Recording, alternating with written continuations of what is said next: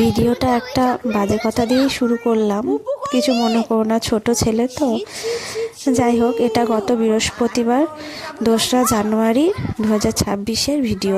আমাদের এখানে নাম সংকীর্তন হচ্ছিল 8 দিন 9 দিন ধরে। এটা একটু বড়োভাবেই হয়। তো আমাদের দাইহাটের, এটা গঙ্গার ধারের কথা বলছি, এখানে প্রচুর লোকের সমাগম হয়। বেশ বড় করে নাম সংকীর্তন হয়, অনেক দিন, 8 দিন 9 দিন ব্যাপী চলে। তারপরে শেষের দিন নাম সংকীর্তন শেষে মহোৎসব হয়। তো সেই মহোৎসবে সবাই, মানে যে যেখান থেকে আছে, দূর দূরান্ত থেকে লোক খেতে আসে। তো আমরাও সেহেতু চললাম, কারণ আমাদের বাড়ির সামনেই। তো সারাদিন দিন রাত এক করে ভিডিও মানে সরি নাম সংকীর্তন শুনলাম। তো আর মহোৎসব খেতে যাবো না? যাই হোক, তো এখানে দেখো শীতকাল পড়েছে মানেই বিভিন্ন ধরনের খেলা দেখতে পাওয়া যায়। আমাদের এখানে ওই জায়গাটা পরিষ্কার করে এখানে ব্যাডমিন্টন খেলা চলছে।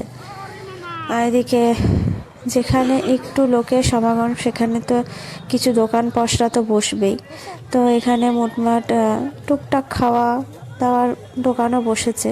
প্রচুর লোক হয় জানো তো। আর দেখো, প্যান্ডেল তো খুলে দিয়েছে, আমি ছিলাম না, আমি গেছিলাম আমার বোনের বাড়ি বেড়াতে, ঔরঙ্গাবাদ।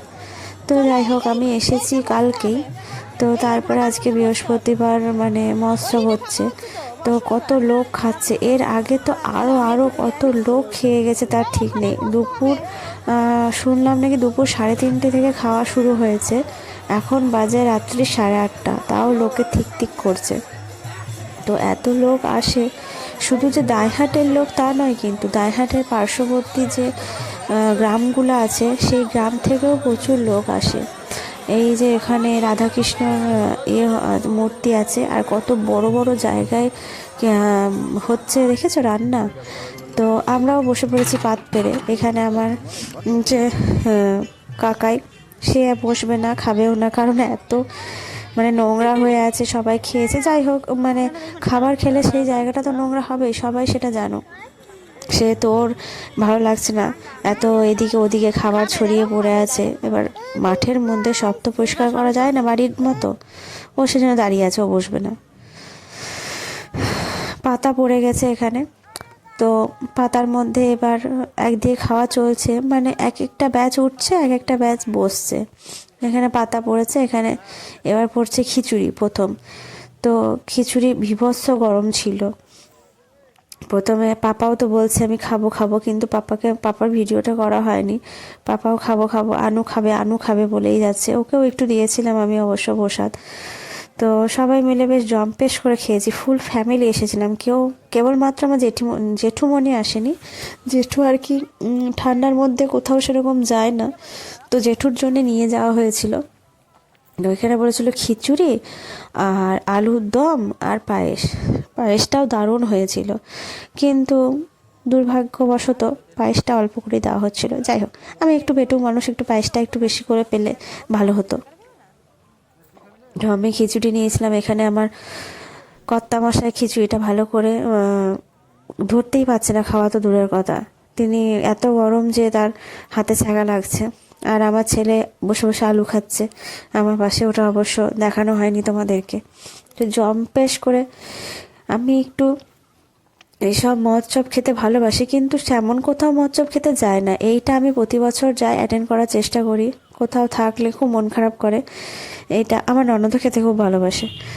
তো আমি এসেছি, আমার যা এসেছে, তার মেয়ে, আমার ছেলে, কর্তা সব এসছে, আমার বাবা। জম্পেশ করে বসে খিচুড়ি খেয়ে এবার ওঠার পালা, কারণ ভীষণ শিশির পড়ছিল। তাড়াতাড়ি খেয়ে তাড়াতাড়ি, আর খিচুড়ি না ঠান্ডা হয়ে গেলে ভালো লাগে না।